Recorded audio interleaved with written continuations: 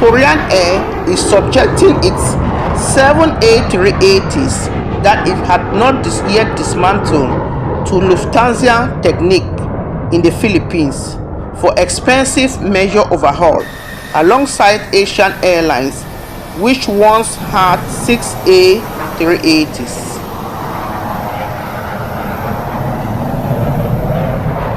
As of May 2023, there were only 125 of the A380s still flying at half capacity.